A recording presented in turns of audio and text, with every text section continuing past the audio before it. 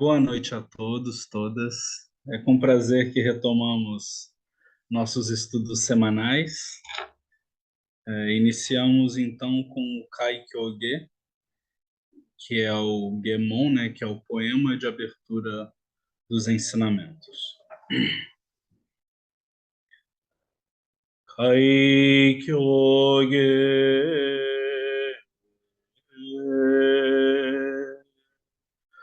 Mujo Jinjin Mimyo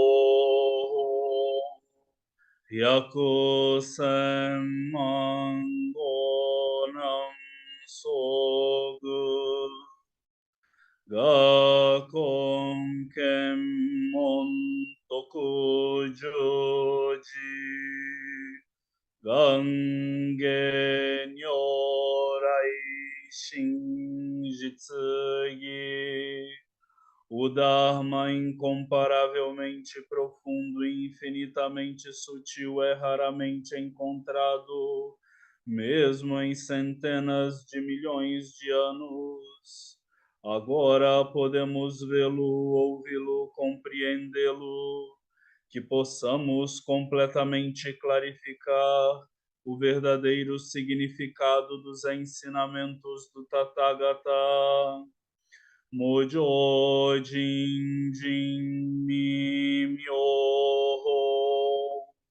Hyaku Semmangonam Sogu Gakon Kemmon Tokujoji Gange Nyorai Shinjitsugi.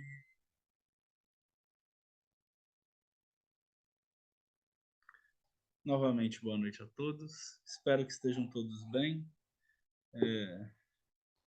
Vamos dar continuidade aos ensinamentos referentes ao texto Zazen Yojinki, que é Aqui estar atento em Zazen, que é o manual de meditação do mestre Keizan Jokin Daiyosho. Mestre Keizan Jokin viveu no ano de 1264 a 1325 da Era Comum. Ele foi o quarto ancestral da escola Zen Soto, no Japão, fundador do templo de Jomandi, do templo de Yokoji e também do templo principal de Daihonzan Sojiji. A tradução que nós estamos usando, ela se encontra no texto, no livro Zazen, uma prática essencial. Esse livro ele está disponível para venda no, na comunidade de Koen Sensei e também na Amazon, se eu não me engano, também tem disponível. Essa tradução ela foi feita pela comunidade de Koen Sensei, Koen Roshi, né? Desculpe. E é uma tradução muito interessante. Eu tenho algumas ressalvas, mas é preciosismo da minha parte. De uma maneira geral, a tradução está muito boa. Então, dando continuidade, a gente está na página 100 do livro, na sexta parte do texto. Esse texto a gente pode dividir ele em 8 partes, em 8 grandes partes. Estamos agora na sexta parte. Até então, nós estávamos meio que na introdução do texto, e Mestre Keizan, ao longo dessas partes, ele foi dando explicações básicas sobre budismo, sobre conceitos clássicos do budismo, sobre 4 nobres verdades, sobre os 12 elos de interdependência, sobre o surgimento dos fenômenos, sobre o que são os fenômenos para a escola Zen. Então, ele vem desde o início, na primeira parte, ele vem trabalhando uma epistemologia budista, né? Como se dá o conhecimento das coisas, e ele vai trabalhando ao longo desse texto esses conceitos básicos. E isso é muito interessante porque Mestre Keizan ele faz esse texto Claro que ele ali está atendendo uma comunidade monástica, né, uma comunidade de praticantes, que dedicam a vida ao caminho de forma exclusiva. Mas ele sempre se preocupa em ter uma linguagem acessível para os leigos, para os praticantes não monásticos. E isso é uma das grandes preocupações de Mestre Keizan. Então, se a gente tem Mestre Dogen, que funda a Soto no ano de 1234, mais ou menos, que é quando ele volta do Japão, e funda o mosteiro de Eihei, né, e traz o Zen da escola Soto para o Japão em suas particularidades, eh, monásticos sacerdotais exclusivas, né, então uma preocupação de uma prática pura, de criar uma comunidade de praticantes que sigam as normas e condutas monásticas de forma mais estrita, vivendo dentro das montanhas, se afastando da sociedade. Mestre Keizan, em contrapartida, claro que vive também isso, e Mestre Keizan é filho do mosteiro de Eihei, né? Ele foi ordenado monge por Koun Ejo, o, o discípulo, digamos assim, principal de Mestre Dogen, né? Um dos, e segundo abade de Eihei, e recebeu a transmissão do Dharma de Mestre Tetsugi Kai, que foi o terceiro abade de Eihei, e depois funda Daiosan e depois, enfim, sai de Eihei, mas também discípulo direto de Mestre Dogen, né? Então, tanto com o Ejo quanto o Tetsugi Kai foram contemporâneos de Mestre Dogen, né? Mestre Keizan já não, Mestre Keizan não chega a conhecer Mestre Dogen, né? Só por textos, porque quando Mestre Keizan nasce, no ano de 1264, Mestre Dogen já tinha falecido havia 10 anos, quase, mais ou menos, né? Porque dizem que Mestre Dogen falece em 1251, 52, há controvérsias nessa data, mas tem aí uma diferença de 10 anos, né? Então, mas mesmo assim, Mestre Keizan, ele é filho, neto direto de Mestre Dogen, né? E também tem essa preocupação em ter uma comunidade monástica que viva as regras de conduta. Então, o que a gente tem, por um exemplo, de regras monásticas, digamos assim, né? Dentro da escola Soto, atualmente, a gente tem um manual, um livro chamado Gyojiki-Han. O Gyojiki-Han, que é esse livro aqui, né? Aqui é a versão em japonês, temos uma versão em inglês. É uma versão muito boa, a tradução é a equipe da Shumucho junto com a Universidade de Stanford, se eu não me engano. É, acho que é a Universidade de Stanford. Enfim, mas esse livro, esse manual de regras, ele é baseado em dois grandes manuais. O Eihei Shing, que são as regras puras de Eihei, e o Keizan Shing, que são as regras puras de Keizan, que é um dos livros que Mestre Keizan nos brinda, né? Assim, nós temos 5 grandes escritos de Mestre Keizan que sobrevivem, e um deles são essas regras puras, né? São esses xingues que a gente chama, né? Então, além dessa preocupação de escrever os Xing, por um exemplo, de dedicar tempo da vida a estudar como a comunidade monástica pode se estabelecer de forma equilibrada e harmoniosa, ele escreve coisas para leigos. E esse texto, o Zazen Yojin, que é um deles, porque entre muitas aspas, dicas que ele dá ao longo do texto são dicas para pessoas que não conhecem profundamente o caminho. Diferente de Mestre Dogen. Quando o Mestre Dogen escreve o Fukan Zazengi, a linguagem que ele usa, as figuras de linguagem que ele propõe e a forma como ele estabelece o texto é um texto para quem já tem bibliografia básica, assim, de forma, digamos assim, acadêmica, né? Quem já fez o dever de casa antes da aula já leu a bibliografia básica, então a conversa dele é para pares iguais. No Fukan Zazengi, né? E aí eu estou falando de Mestre Doga. Quando a gente olha Mestre Keizan constrói um texto muito mais longo e preocupado em tratar e esmiuçar os conceitos básicos. Como nas aulas anteriores, nas aulas não, desculpem, né? Nos nossos diálogos anteriores, foram ditos, né? E aí eu abro o parêntese que em algum local deste vídeo vai ter um link para as aulas anteriores, que o editor que lute. Nas aulas anteriores, a gente vê isso sendo construído de forma muito interessante, né? Então, o mestre Keizan pega um termo e aí começa a esmiuçar aquele termo, começa a falar, explicar bem sobre aquele termo.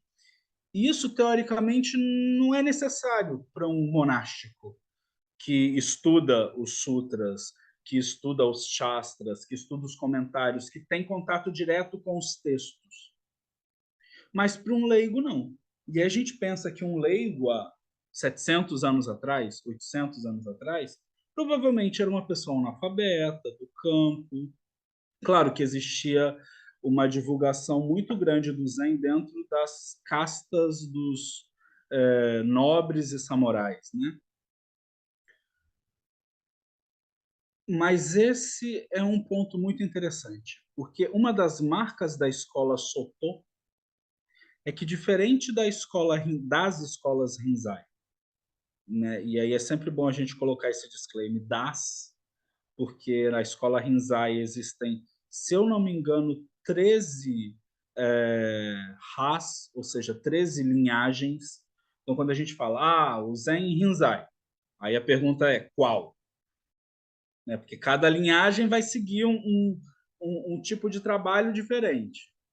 Então, assim, é importante a gente ter essa, essa observação, né? Então, o Zen Soto, ele vai, ele vai se estabelecer para as pessoas do campo. Isso é muito interessante. E isso é uma marca de Mestre Keizan. Mestre Keizan, com a preocupação de fazer um trabalho missionário, digamos assim, ele envia os seus alunos para vários lugares do Japão. Aliás, a jogada de mestre dele foi, a exemplo de Tetsugi Kai, que manda ele bem novo, coloca ele no navio, manda ele para o sul do Japão e funda o templo de Jomandi, e de lá espalha o Zen ali na região de Shikoku. Mestre Keizan, de forma muito inteligente, funda Sojiji numa cidade bem perto do porto do Mar do Japão, de um dos portos mais importantes do Mar do Japão, do mar interior, né? Ou seja, o mar que liga a parte ali norte do Japão, norte e noroeste, com a Coreia e com a China. Ou seja, o ponto de comércio, a rota de comércio do Japão. Então, quando ele funda a Sojiji numa cidade portuária, o que ele faz? Ele funda um mosteiro de treinamento num local em que seja fácil você colocar um monge formado num navio e mandar ele para qualquer lugar do Japão. E essa é a jogada de mestre dele. E aí, com isso, ele consegue disseminar os ensinamentos da Zen Soto por todo o Japão.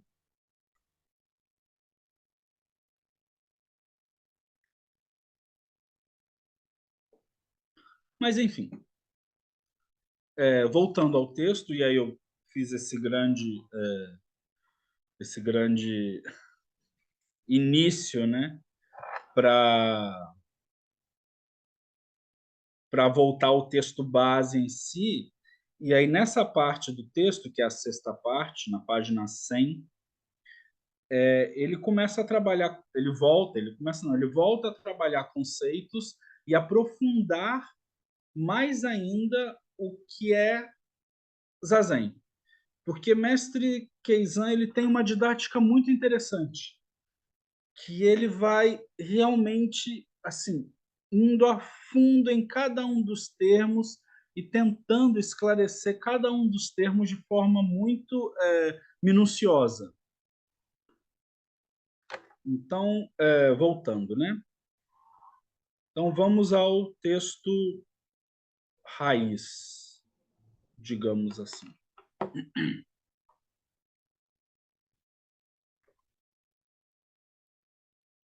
Zazen não se baseia em ensinamentos, prática e realização.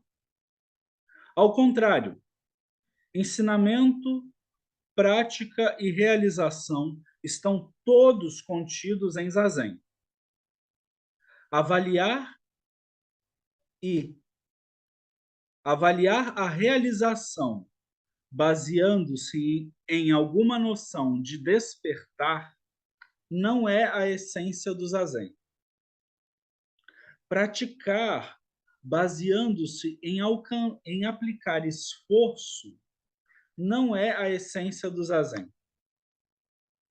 Ensinamento baseado em libertar-se do mal e cultivar o bem não é a essência do Zazen. E aí é interessante aqui, porque aqui ele dá quatro aspectos do básicos do que a gente pode chamar de Buda Dharma, ou seja, do Dharma ensinado por Buda Shakyamuni. Ou seja, aqui ele fala da realização, da prática do esforço e dos ensinamentos baseados em libertar-se do mal e cultivar o bem, né? Que são os ensinamentos dos Budas do passado, né? Então, voltando, né? Avaliar a realização baseando-se em alguma noção de despertar, ou seja, quando a gente busca o caminho de Buda, a primeira coisa que a gente olha é o despertar, é o nirvana. Ele vai dizer, isso não é a essência do Zen, não é a essência do Zazen. Aí ele vai para segunda, praticar, né? Praticar baseando-se em aplicar esforço não é a essência do Zazen. Porque aí vem a recomendação de que nós devemos sempre praticar usando o esforço correto. Aí ele vai dizer, isso também não é a essência do Zazen. Ensinamento baseado em libertar-se do mal e cultivar o bem, esses dois aspectos, não é a essência do Zazen. E isso é meio que quase herético, né? Assim, ele está dando uma rasteira em todos os catedráticos que dizem que os sutras são fundamentais e que devemos ser pessoas puras, e ele está dizendo, não se preocupem com isso agora, porque isso não é a essência do Zazen. Aí ele continua, no Zen há ensinamentos, mas não o ensinamento comum. Zen é apontar diretamente, expressar o caminho, falar com todo o corpo. Tais palavras não são sentenças nem frases.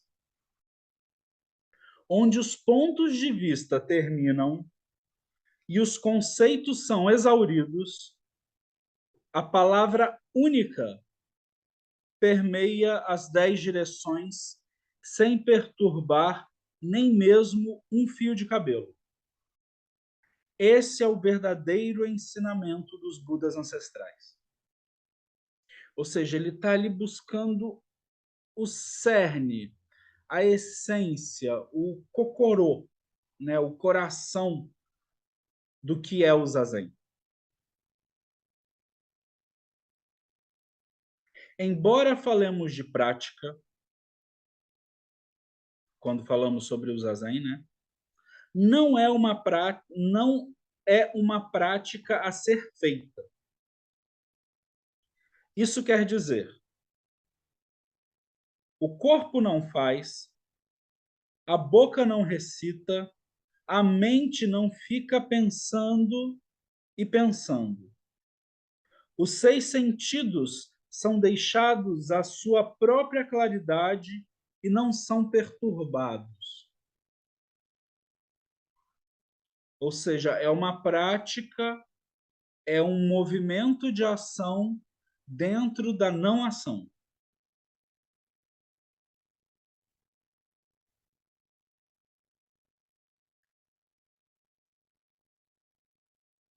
Não são os 16 estágios de prática dos ouvintes do Dharma, os Ravakas, né? Sravakas. Desculpem, meu sânscrito é péssimo. Não é a prática da compreensão da corrente de 12 elos de origem independente dos que praticam sozinhos, isolados, os pratyekabuddhas, né? Que são os praticantes é, que ficam meditando muito sobre os 12 elos, né? A originação interdependente. E aí, só para a gente relembrar conceitos básicos do budismo, né?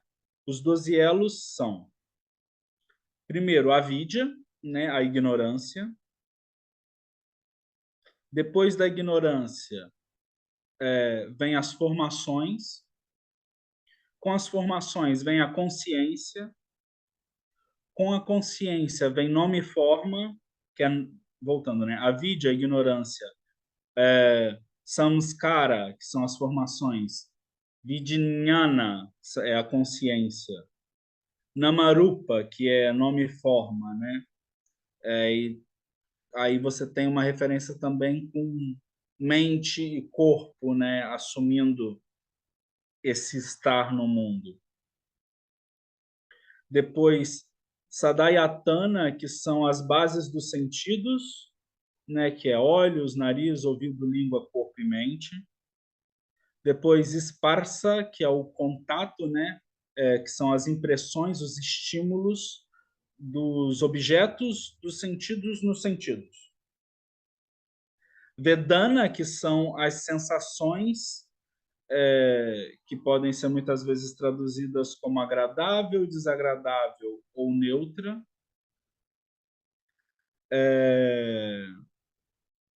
Trisna, que se refere a desejo ou a vontade de, que vai trazer por conseguinte, né, o padana, que é apego ou apreensão, né, que esse apego vai gerar bhava, que é o ser, a existência, né, o tornar-se algo, que aí quando esse tornar-se algo de forma concreta se manifesta, vai gerar jati, que é nascimento, né?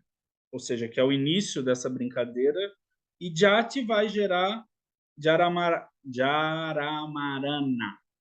que é a velhice e morte, né? Então, esses 12 elos. Então, essa corrente de 12 elos que nasce através da ignorância, né? A vidya, né? Então, voltando, Mestre Keizan vai dizer que, né, não são os 16 estágios de prática dos ouvintes do Dharma, não é a prática da compreensão da corrente dos 12 elos de origem independente, dos que praticam sozinhos, isolados, os praticabudas, também não são as 6 perfeições ou 6 paramitas, né? E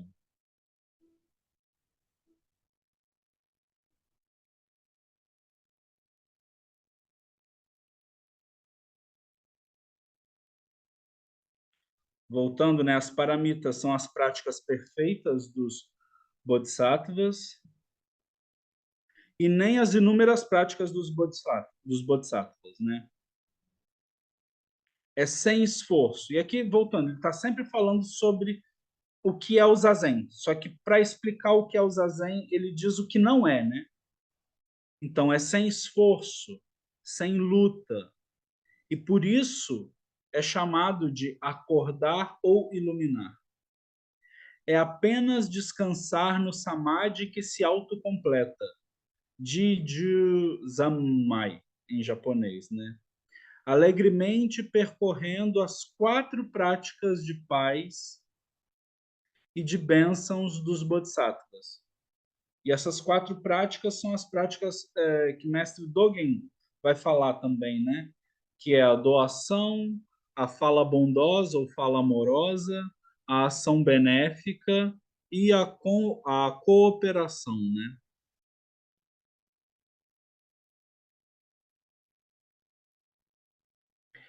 Esta é a inconcebível e profunda prática dos Budas ancestrais, o Zazen. Embora falemos de realização, esta não se apega a si mesma como sendo realização. É a prática do Samadhi Supremo, o rei dos Samadhis, né? O Zammai, conhecido como o não nascido, o não obstruído. Espontaneamente surge a compreensão superior. Ou seja, você não precisa fazer nada. Você não precisa querer que essa compreensão superior se manifeste, querer que essa compreensão superior surja.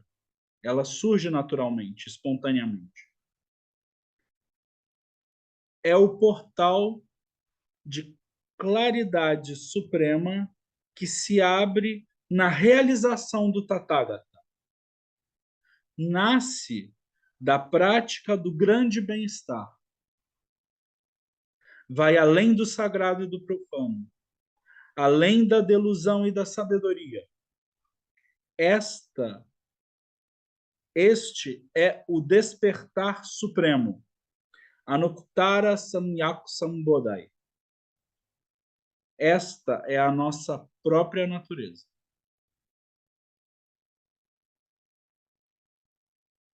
Zazen também não se preocupa com disciplina, concentração ou sabedoria, mas contém os 3.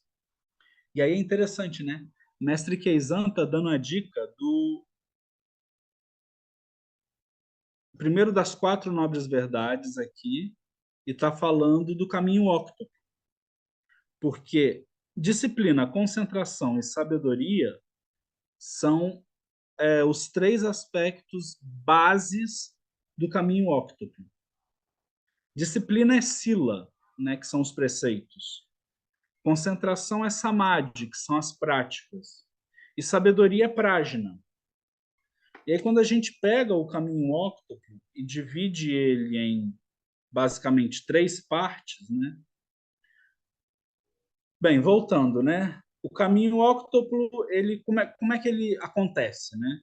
Ele é visão correta, que gera intenção correta, que gera fala correta, que gera ação correta, que gera modo de vida correto, que gera esforço correto, que gera atenção correta, que gera concentração correta. Então, esses 8 aspectos, você pode dividir eles em três. Os 2 primeiros nascem de prajna, ou seja, nascem de sabedoria, a visão correta e a intenção correta.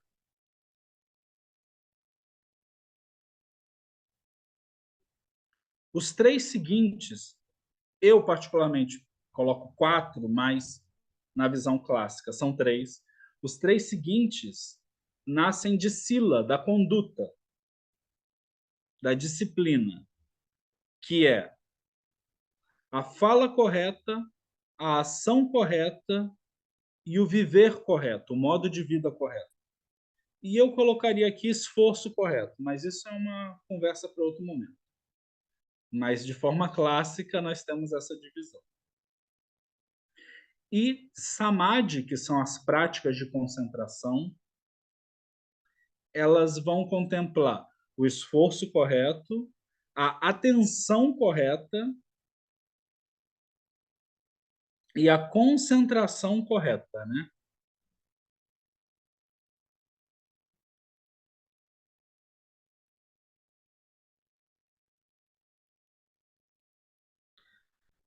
É...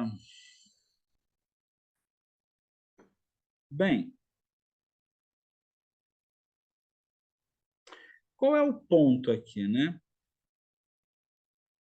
Mestre Keizan, ele está dizendo que o zazen ele não se preocupa com sila, samadhi e prajna.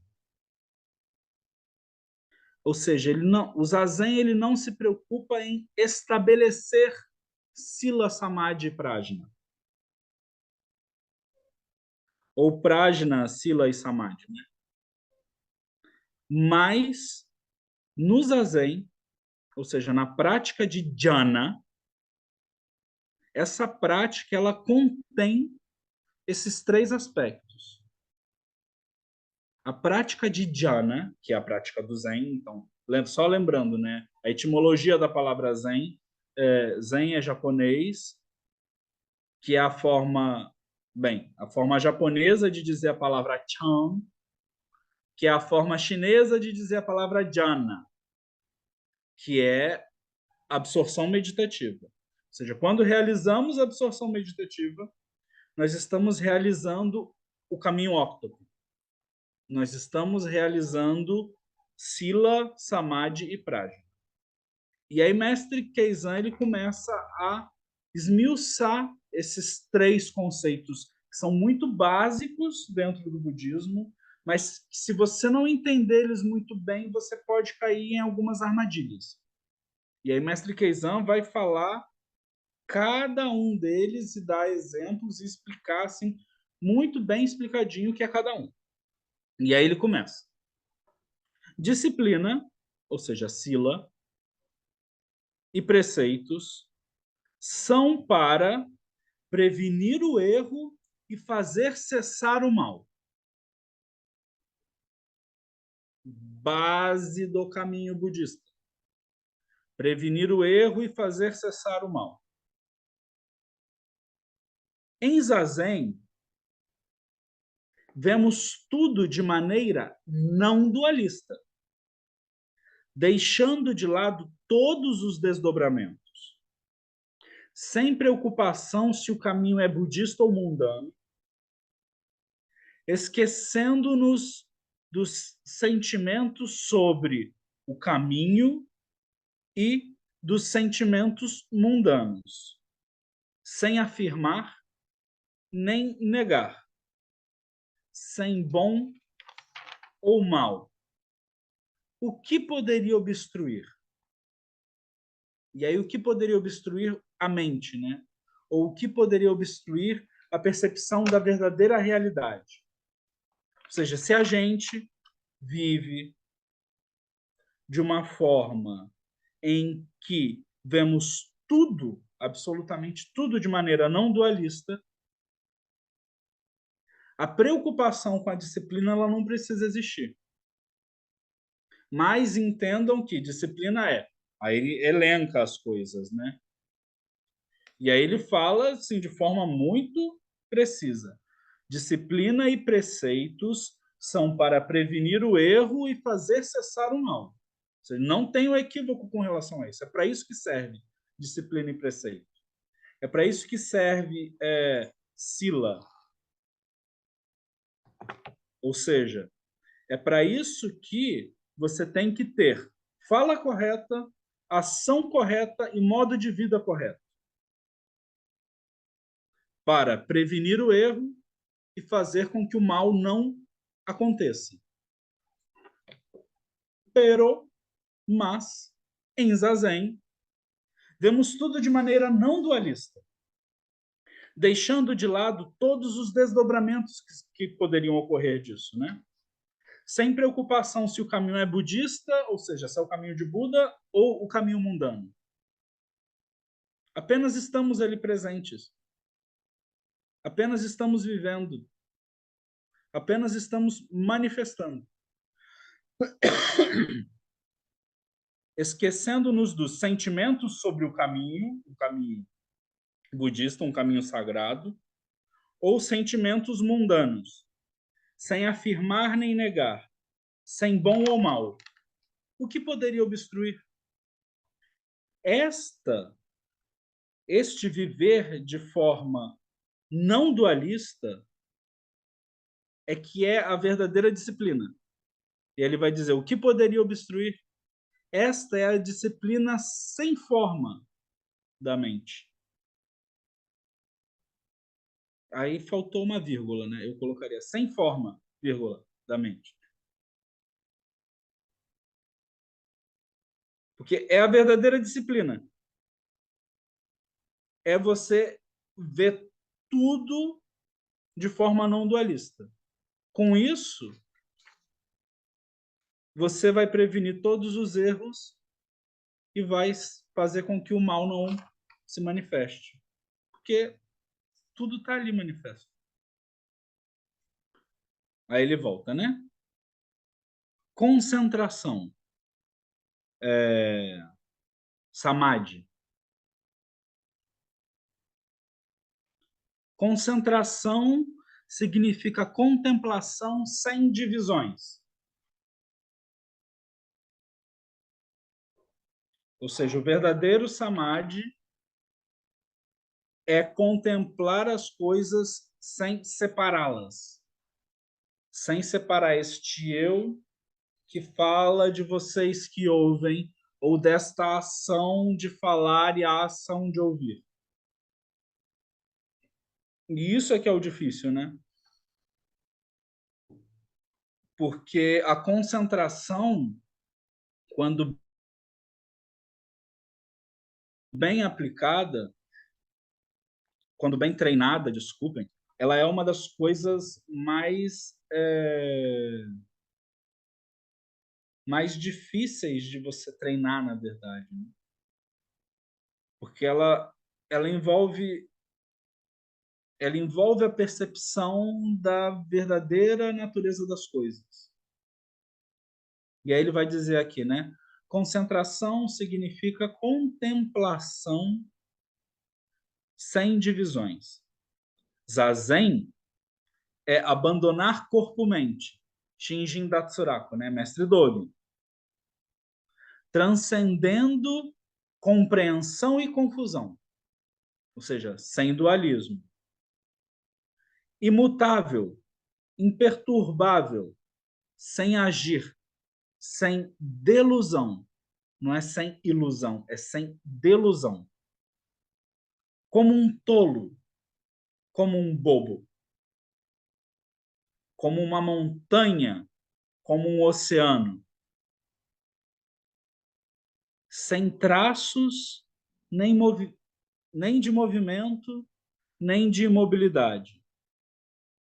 Concentrado, sem nenhum sinal de concentração. Porque não possui objeto de concentração, é chamado de grande concentração. E aí, esse é um dado muito interessante. Porque as práticas de samadhi, elas denotam, bem, se a gente for na classificação clássica, né, esforço correto, atenção correta e concentração correta. E ficar em concentração correta, aí eles vão dizer, né, que vai gerar atenção correta, que vai gerar esforço correto, e aí é o caminho inverso do nobre caminho óctuplo, né? Então, quando você se baseia em prajna, você inicia o caminho pela visão correta, ou seja, quando você se baseia em sabedoria, você tem a sabedoria de todas as coisas, e essa sabedoria faz com que você veja as coisas de forma correta. Quando você se baseia em Samadhi, você tem que ter a concentração correta que vai fazer com que a sua atenção seja correta, que o seu esforço seja correto, que o viver seja correto e assim sucessivamente, né? Então, é um caminho que vai e volta, né? Mas qual é a verdadeira concentração? Qual é o verdadeiro Samadhi, né? Aí ele vai dizer, né? Porque não possui objeto de concentração, ou seja, não é aquela prática de chamata e vipassana, pura ou impura, ou seja, com objeto, sem objeto, olhando a respiração, olhando a mente, olhando um fluxo mental, ou seja, apenas esteja, porque não possui objeto de concentração, é chamado de grande concentração, uma concentração que está para além disso tudo. E isso é a prática de Zazen, ou seja, de sentar-se em dhyana, que é absorção meditativa absoluta, né? Você está ali todo, inteiro. E aí ele agora vai falar sobre prajna, sobre sabedoria. Sabedoria é geralmente compreendida como sendo o claro discernimento. E olha só que interessante. Mestre Keizan não está falando aqui de sabedoria é o conhecimento de todas as coisas. Sabedoria é você saber todos os sutras. Sabedoria é você ser aquela pessoa que tem todos os conhecimentos. Não, é mais prático, é mais fácil, é mais simples. E isso é que é bonito em Mestre Keizan, né? Porque Mestre Keizan, de forma assim muito elegante, diz que você não precisa ser um letrado para ser uma pessoa sábia. E olha só que bonito. Sabedoria geralmente, desculpem, sabedoria é geralmente compreendida como sendo o claro discernimento. Em Zazen, todo conhecimento desaparece por si só. A mente e a consciência discriminatória são completamente esquecidas. O olho da sabedoria, desculpem, o olho de sabedoria, que perpassa o corpo todo, não tem diferenciação, mas vê claramente a essência do estado de Buda. Desde o princípio, livre de confusão, corta todos os conceitos. Sua luminosidade, abrangente e clara, permeia tudo. Esta é a sabedoria sem nenhum sinal de sabedoria.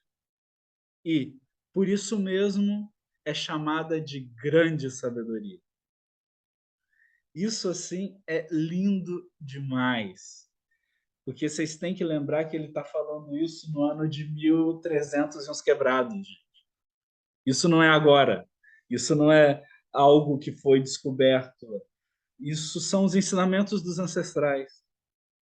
Que Mestre Keizan, de forma absolutamente didática, consegue transmitir para as pessoas. Isso é que é muito lindo, quando a gente olha, se depara com um texto desse. Porque não é para ser difícil, não é para ser aquele texto confuso em que a gente não consegue. Não, o Mestre Keizan está sendo claro. É simples, gente, é simples. Não complica. O negócio é muito simples. Não compliquem. Não façam movimentos bruscos, Kowalski. Basicamente isso, né? Sabedoria é geralmente compreendida como sendo o claro discernimento. Em Zazen, todo conhecimento desaparece por si só. A mente e a consciência discriminatória são completamente esquecidas. O olho de sabedoria que perpassa o corpo todo não tem diferenciação, mas vê claramente a essência do estado Buda. Desde o princípio, ou seja, a essência do estado desperto. Desde o princípio, livre de confusão. Corta todos os conceitos. Sua luminosidade abrangente e clara permeia tudo. Esta é a sabedoria sem nenhum sinal de sabedoria. Por isso mesmo, é chamada de grande sabedoria. Os ensinamentos que os Budas expuseram durante toda a vida são apenas disciplina, ou seja, modalidade, preceitos, né, que é kai em japonês, ou sila em sânscrito, concentração, que é a meditação, a prática, que é jo em japonês, que é samadhi, e sabedoria, que é mente Buda, né, que é e em japonês. Neste zazen, e aí mestre Keizan novamente sendo herege, né, digamos assim, sendo atiçador, sendo confrontador. Neste zazen, não há preceitos que não sejam mantidos. Não há concentração que não seja cultivada. Não há sabedoria que não seja realizada. Conquistar os demônios da confusão, obter o caminho, girar a roda do Dharma e retornar aos sem marcas, tudo depende desse poder. Poderes sobrenaturais e suas funções inconcebíveis, emanar luz e expor os ensinamentos, tudo está presente neste zazen. Penetrar o zen é zazen. E aí terminamos a sexta parte. Mestre Keizan usa palavras muito fortes aqui no final dessa sexta parte. A gente ainda tem mais duas partes, mas isso vamos deixar para os próximos encontros. Vamos ficar aqui com essas palavras finais de Mestre Keizan e refletir um pouco sobre elas, né?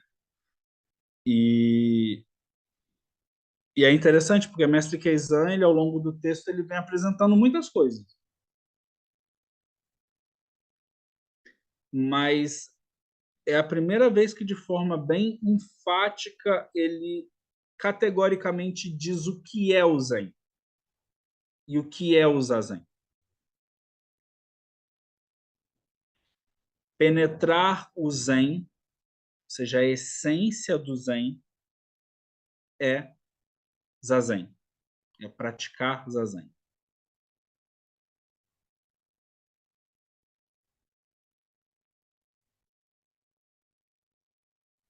Abro para vocês perguntarem, falarem. Eu falei demais hoje e o texto também é um texto bem corpulento, digamos assim.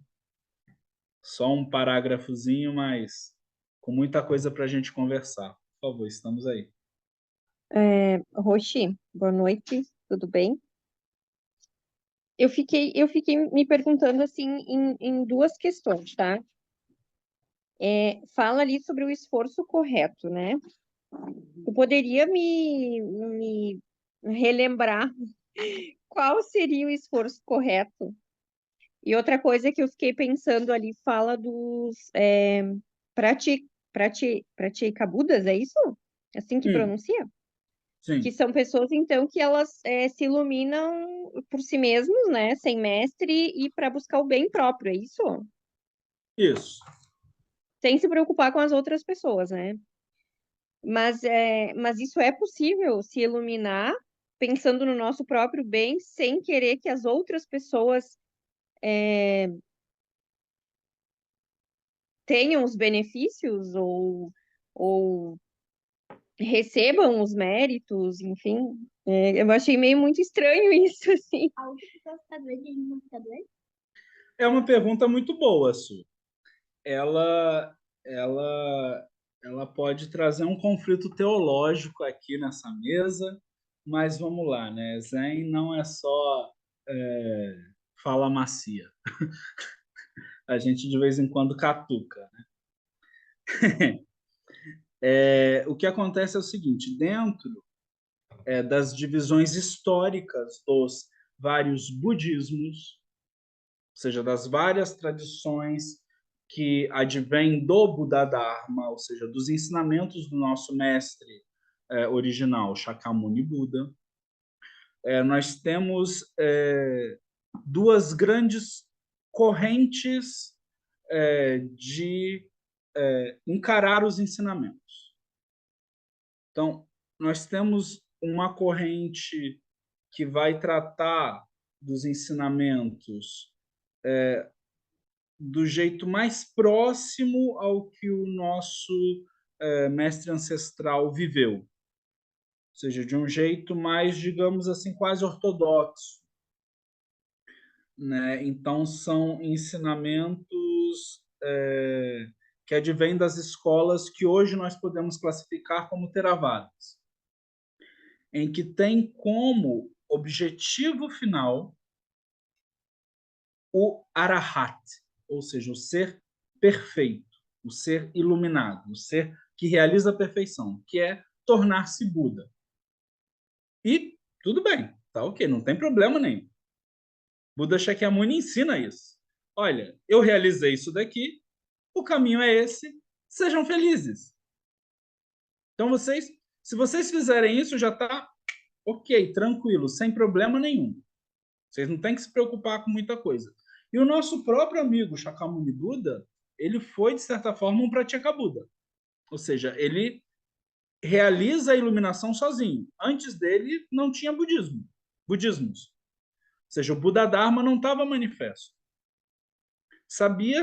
Tinha-se acesso a alguns ensinamentos, e o que sobrevive dos Budas anteriores, porque aí a gente tem que ter uma noção assim meio que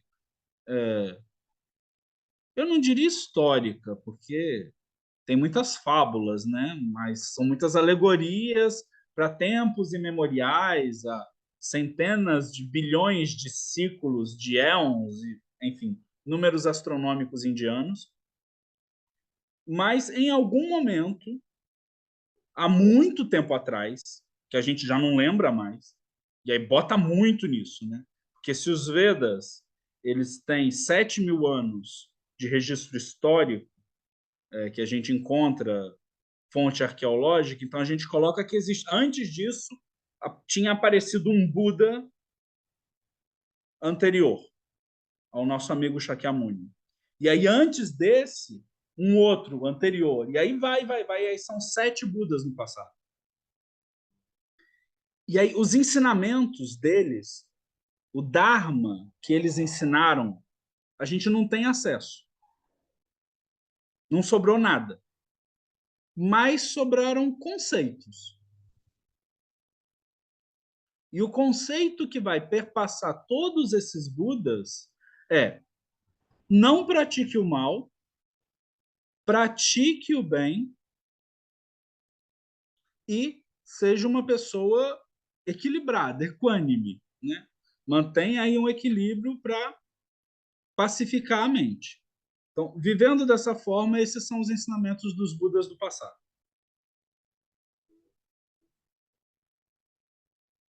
Esses ensinamentos, eles não dizem se você tem ou não que procurar o caminho para se iluminar ou procurar o caminho para ajudar o outro.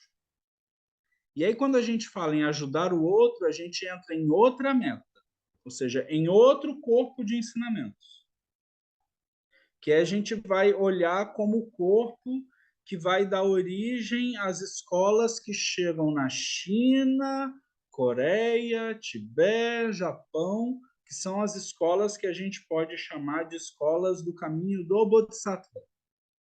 Então, enquanto inicialmente nós temos essas escolas do caminho do Arahat, ou seja, de perfeição de um ser só, em contrapartida, historicamente vai se desenvolver um movimento que vai ter como ideal o Bodhisattva, ou seja, aquele Bodhisattva, ser desperto, que ajuda os outros a despertar, que tem como meta isso. Então, não é que um seja melhor do que o outro. Em momento algum, isso é dito. Mas que são práticas diferentes. Desculpe, são práticas distintas. E que não dá para você colocar na balança e dizer, uma é melhor do que a outra. Historicamente tentaram fazer isso e isso só deu guerra. Mas, voltando aqui à questão prática, então, assim, para determinados grupos que têm determinadas práticas, principalmente práticas que envolvem a observação estrita dos preceitos, essa observação estrita dos preceitos vai fazer com que essas pessoas realizem o caminho, porque esse foi o método que Buda Shakyamuni ensinou. Ele dá 3 conjuntos de ensinamentos, né? Ele dá os sutras, que são os ensinamentos diretos verbais, os meios de conduta, que são o Vinaya, então são as regras monásticas, que são muito importantes, e os Shastras, que são os comentários a esses sutras, né? Então, ao longo dos anos, e durante provavelmente os 2, 3 primeiros séculos, se vivia de forma muito estrita a moralidade dos preceitos. E aí, quando a gente olha o esforço correto, né, como você bem lembrou, se eu não me engano, foi isso que você falou, né? O esforço correto. Eu, particularmente, encaixo o esforço correto como sila, como moralidade de preceito, e não como samadhi, prática concentrativa.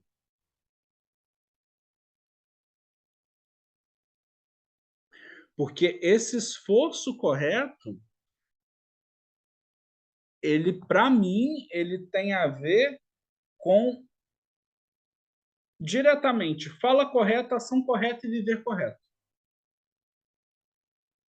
Então, se você não tem esses 3 muito bem estabelecidos, o esforço correto ele não surge. Quer dizer, ele pode até surgir. Não é que ele não surge, ele pode até surgir de forma independente. Né? Não é isso que eu quero dizer. Não vamos colocar ferro e fogo as coisas. Mas se você não tem essas 3 coisas, esses 3 aspectos de sila, muito bem compreendidos e estabelecidos, esse esforço correto ele é muito difícil de se estabelecer. Muito difícil. E eu digo por experiência própria, por anos de prática de mosteiro. Que não era a melhor prática, que alguns dizem, e eu volto sempre com a brincadeira, né, de que eu estava no spa, mas que esse sila, essa conduta ética, é isso que vai dar a base para o esforço correto. Então, por isso que, para mim, é muito difícil encaixar esforço correto em concentração correta, em samadhi, por um exemplo.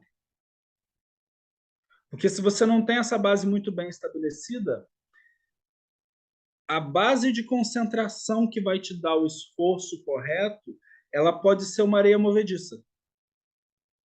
Você pode achar que só com concentração você vai conseguir estabelecer esforço correto. Mas se você como o background não tiver fala correta, ação correta e modo de vida correto, esse esforço correto ele não surge. Quer dizer, e eu estou falando aqui por experiência própria.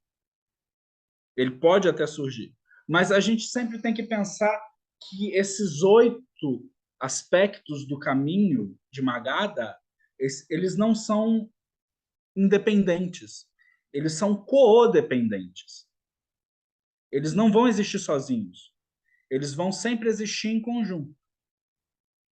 E aí, existindo em conjunto, eles vão gerar essa percepção do despertar.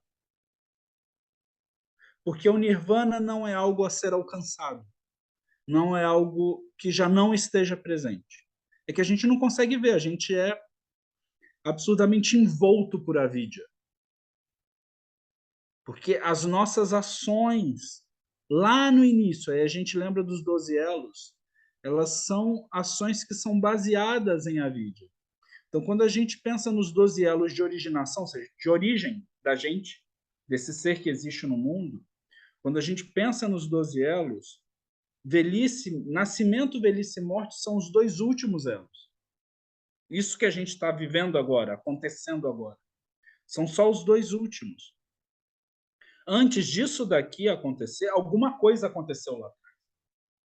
E aí os estudiosos eles vão dizer que essa alguma coisa primeiro vai ter a ignorância.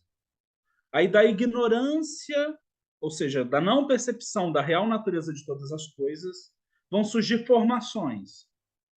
E aí a gente pode entrar na brincadeira das 8 consciências, né? Vamos lá. Então, assim, a gente tem uma grande consciência laya vidyana que permeia tudo. E aí, em determinado momento, essa consciência começa a se mover de tal forma que, de forma ignorante, acontecem algumas formações que acham que são independentes, mas são lá a mesma coisa. Só que elas acham que existem por si só. E esse achar vai gerar consciência, que é o terceiro elo. Essa consciência ela vai dar nome e forma às coisas, que é o quarto elo. Esse nome e forma às coisas, elas só vão ser possíveis através de base dos sentidos. Então a gente já começa, não são os sentidos, né? Não é isso daqui, porque isso daqui físico ainda não existe. A gente está falando de uma brincadeira mental. E aí esse nome forma vai dar a base dos sentidos, do sentido da visão, do olfato, da audição, do paladar, do tato e da mente. E essas bases dos sentidos vão dar origem ao contato que essas coisas vão passar a fazer com os outros objetos. Aí a gente já começa a se perder. Porque esses sentidos entram em contato com formas que passam a existir por si só e que também têm sentidos por si só. Isso tudo voltando lá à vidya, ignorância. A gente não está vendo a real natureza de todas as coisas. Ou seja, esse contato com esses objetos vai gerar uma impressão nessa base dos sentidos. E essa impressão na base dos sentidos vai gerar uma sensação, que é o sétimo elo. Que essa sensação ela vai poder ser agradável ou desagradável. Que isso vai gerar desejo, vontade de tomar, né? Sede. E esse desejo gera apego. E esse apego a essa base dos sentidos, que vai ser nome e forma, que vai ser essa brincadeira toda anterior, isso tudo englobado que vai, gerar o décimo elo, que é o ser, que é bhava.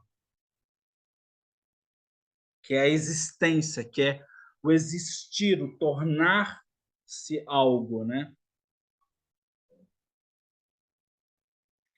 E aí, esse 10º elo é que vai gerar o 11º, que é nascimento.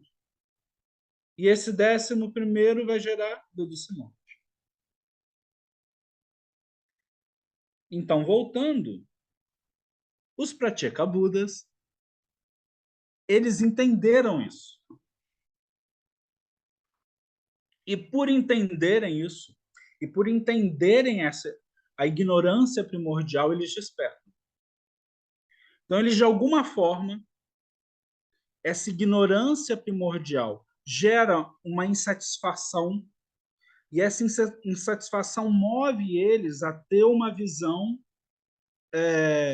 não exatamente visão, só visão, mas ter uma realização da real natureza de todas as coisas, entendendo essa configuração de 12 elos. Então, o nosso amigo Shakyamuni Buda foi um desses. Porque ele vai primeiro treinar yoga durante... Primeiro ele era um príncipe, estava lá no bem bom. Depois ele treina yoga durante 6 anos. E depois de treinar yoga durante 6 anos, ele, bem, não sei mais o que fazer da minha vida. Deixou de ser mimado de príncipe e passou a ser mimado de praticante retirante, né? Só mudou o plano de fundo, mas continuou mimado do mesmo jeito. Não sei mais o que fazer na minha vida. Vou largar tudo. E largo? Não, estou brincando. Mas, na verdade, foi meio isso que aconteceu, né? Mas aí ele larga as práticas de yoga e vai praticar sozinho. E fica lá ele sozinho não, né? Tava ele mais 5. Sendo que dentro desses 5, 2 ali eram espiões do pai, que estavam, na verdade, como guarda-costas. Então, o ponto mimado, a gente volta lá, né? Tudo bem. Mas ele pratica sozinho. E realiza isso sozinho, né? Sem contato exato e preciso com algum Buda Dharma. Ele está lá e consegue realizar sozinho. E é isso que é o Pratyeka Buda. Então, assim, eu enrolei muito para te dar uma resposta, eu tentei ser o mais completo possível e trazer os exemplos básicos, mas quando a gente pensa assim, isso é bom, é ruim? Não, é uma possibilidade. Só que é muito difícil. Muito difícil você realizar o caminho sozinho.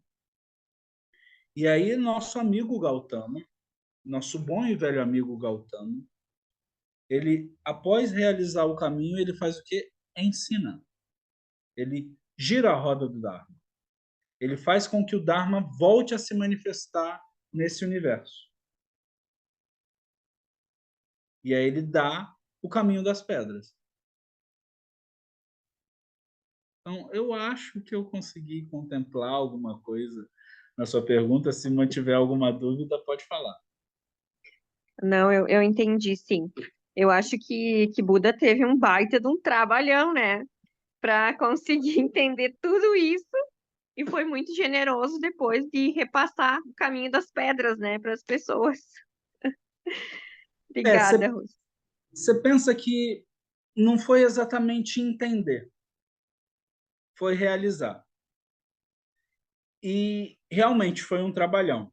Quando ele realizou isso, ele ficou em silêncio durante muito tempo. E Brahma e Indra, reza a lenda, foram lá solicitar ele para ele ensinar. Porque ele não conseguiu expressar isso que ele realizou.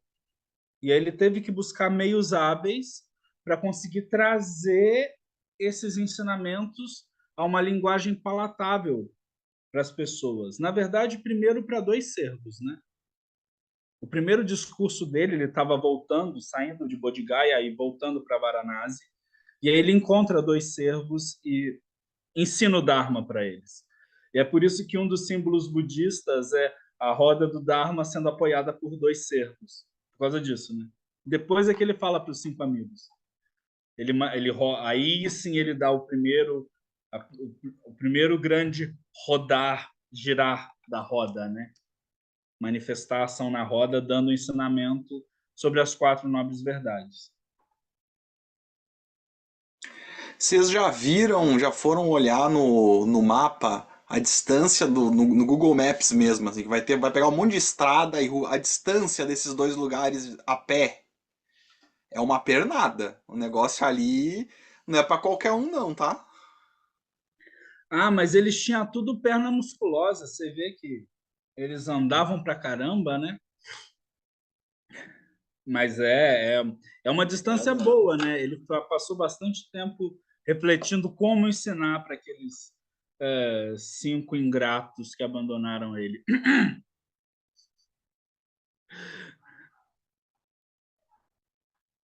Ryoshin-san, vai lá. Você tá muda. Liguei. É porque se você me chamar assim, eu não entendo que sou eu. É, distúrbio de personalidade. É, duas perguntas. Pode? Ou você Pode, tem que... vamos lá. Diana não é o Desocean ou o Desocean é o Diana? Essas são as duas perguntas? Não, essa é uma. A segunda, eu queria que você lesse para mim, lesse, pode ser ler devagarzinho. A última frase do primeiro parágrafo de hoje. Então vamos começar pelo mais simples, né? Lê o último parágrafo. A última frase do primeiro parágrafo ou a O última frase primeiro do último parágrafo. parágrafo? A última frase do primeiro Zen é apontar diretamente. Não, vamos lá. Primeiro parágrafo, né? É, a A última última frase. frase do primeiro parágrafo. É. Esse é o verdadeiro ensinamento dos Budas Não, ancestrais. aonde que estão? Não, eu quero ali. No Zen há ensinamentos, mas não um ensinamento comum. Agora vem. Zen é apontar diretamente, expressar o caminho, não é a última frase, não. Duas, a antepenúltimo.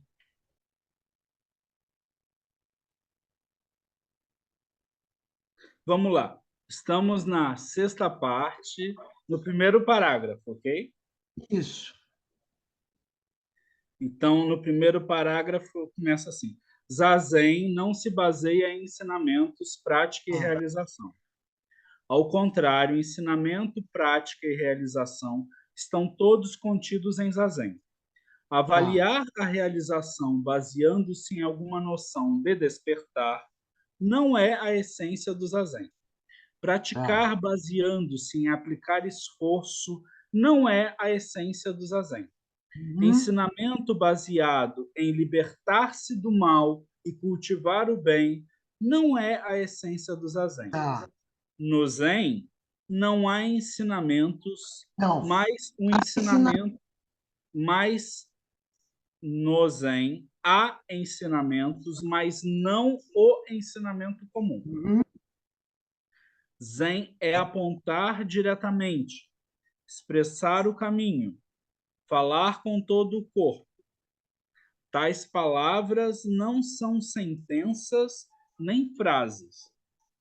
Onde os pontos de vista terminam e os conceitos são exauridos, a palavra única permeia as 10 direções, sem perturbar nem mesmo um fio de cabelo. Esse é o verdadeiro ensinamento dos Budas ancestrais. qual é a palavra única? Ah, mas aí você quer o segredo da coisa? Mas aí eu também quero saber qual é a palavra única. Ah, Aí você quer saber o segredo da coisa. Você não pescou a referência, não? o quê?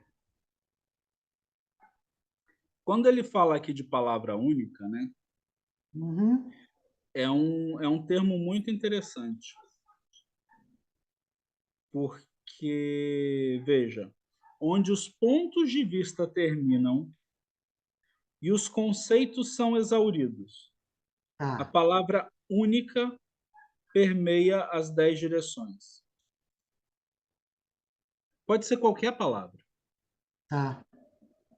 pode ser qualquer coisa. Você não tem uma palavra mística, secreta, sagrada. Porque se todos os conceitos são exauridos, se todos os pontos de vista terminam,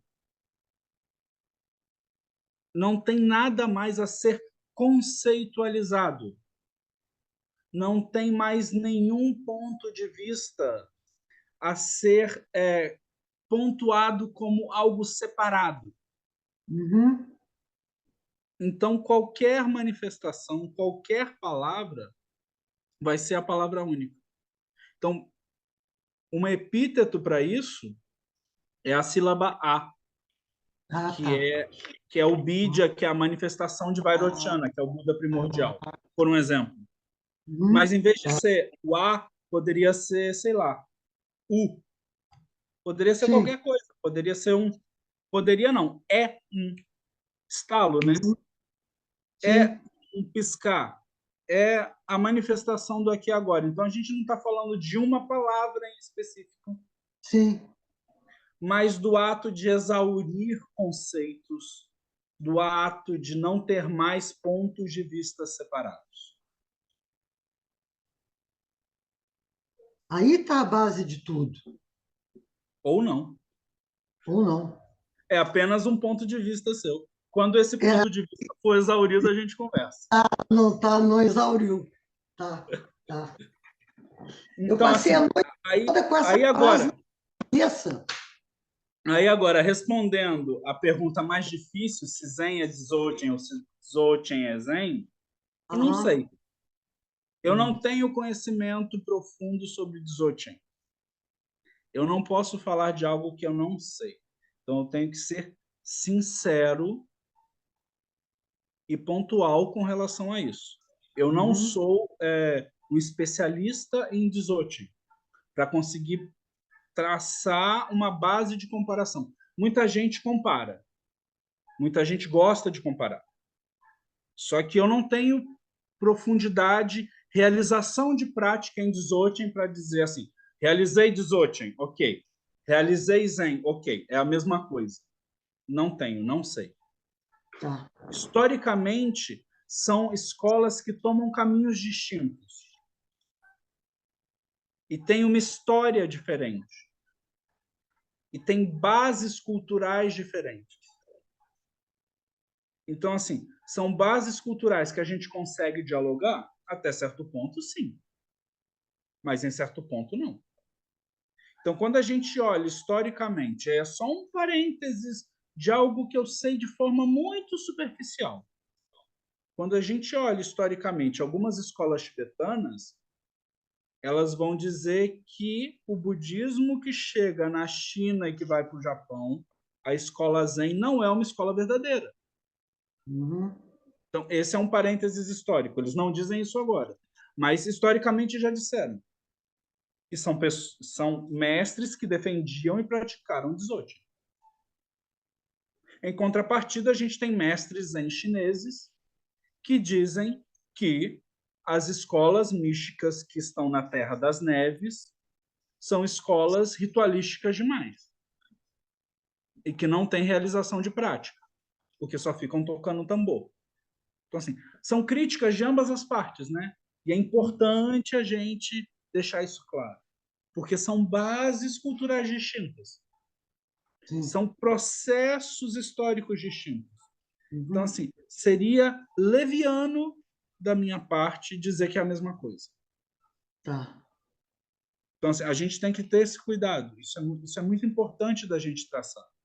Uhum. Porque podem, ao longo da história, ter ocorrido contatos, ter ocorrido intercâmbios, em que mestres dessas escolas em algum momento conversam, em algum momento trocam cartas, em algum momento falam, olha só que interessante, isso daqui parece muito com isso daí. Mas a gente já não tem isso de forma muito clara. Existem mestres modernos, contemporâneos nossos, que tentam fazer essa ponte, mas são mestres muito graduados. Eu não sou. Uhum. Então, eu não tenho o grau de realização e de prática de um grande mestre desses tibetanos que todos conhecem, como Novo. Esse, ou vários outros, que aquele que escreveu o Para Além da... É o Dalai Lama que escreveu Dzogchen, um livro Não, tijolão. sim. Dalai Lama, e também tem aquele que escreveu Para Além do Materialismo Espiritual, que é um Sei. bem conhecido também. Enfim, eu não sou essas pessoas. Eu não Uhum. tenho essa realização de prática. Então seria muita Sim. pretensão minha dizer é a mesma coisa. Não sei. Eu tenho que ser muito sincero e honesto com a minha prática para te dizer sinceramente, não sei. Não sou o detentor de todos os conhecimentos do mundo. Então, assim, seria possível dizer que Zen, enquanto dhyana, enquanto prática de absorção meditativa, é a mesma coisa que Dzogchen? Talvez, mas eu não sei. Sinceramente, porque eu nunca pratiquei Dzogchen. A brincadeira já começa aí. Então, eu não posso falar de uma coisa que eu nunca pratiquei. Obrigada.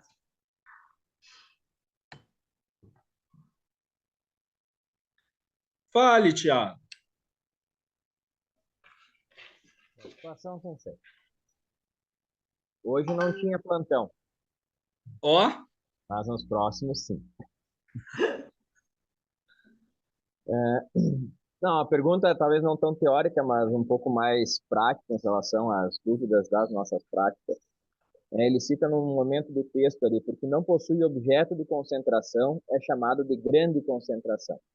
Né? Então seria essa a prática, a essência da prática do zazen, né? Não ter um objeto de concentração. De Kantazaki seja. Aí fica aquela pergunta assim, como não ser folhas ao vento à mercê dos nossos pensamentos? essa é uma boa pergunta.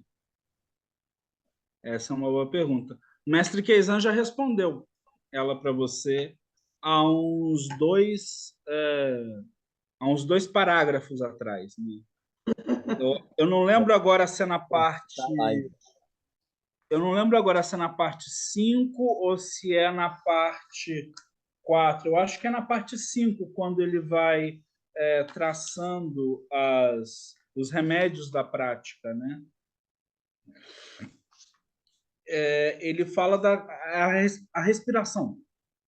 O segredo está na... Segredo, né? Segredo é uma palavra horrível. Mas o cerne está na respiração. Você tem que ter cuidado com a respiração. Esse é o ponto. Porque a respiração faz com que o seu corpo se desregule, e quando o seu corpo se desregula, a sua mente vai brincar no parquinho. Vai lá procurar o irmão do Jorel. E fica lá falando, Ana Catarina! Porque a brincadeira é essa, né? O problema, um dos grandes problemas é a respiração. Se não o maior problema. Por quê? Porque é a forma como este bhava, que está manifestando vida-morte, encontra de interagir com o universo. Quando respiramos, o ar entra e sai. Isso faz com que o universo inteiro entre em você e o universo inteiro saia de você. E quando esta interação não está equilibrada, não conseguimos perceber as coisas como elas realmente são. Então, o mestre Keizan traz esse remédio. Respire. E aí, se acontece tal coisa com a mente, respire se concentrando na testa. Tal coisa, respire se concentrando na ponta do nariz. Tal coisa, respire se concentrando no baixo ventre. Mas está tudo relacionado à respiração. E é interessante, né? Porque é a sua especialidade como médico. Então, é isso, né? É respiração. O problema todo é a respiração. Quando a gente não está com a respiração regulada, a nossa mente vai brincar no parquinho. Essas folhas ao vento, elas vão embora. Elas vão até... Só os Budas sabem onde. Voltando, então, se vocês não tiverem mais nenhuma pergunta, vamos encerrar e dedicar os méritos, né? Uhum. Nega wako wako no kodoku o motte yamane kuisai ni oyoboshi warera to shusho to minato moni butsudo josen koto. Que os méritos de nossa prática se estendam a todos os seres e que possamos realizar o caminho de Buda. Oferecemos a todos os Budas, através do espaço e do tempo, a todos os honrados Bodhisattvas, Mahasattvas e a Mahaprajna Paramita, a Paramita da grande sabedoria, que é a mãe de todos os Budas. Muito obrigado a todos, fiquem bem. Apesar de ser o final do vídeo, por favor, se inscrevam, curtam, compartilhem os vídeos. Estamos aí. Muito obrigado.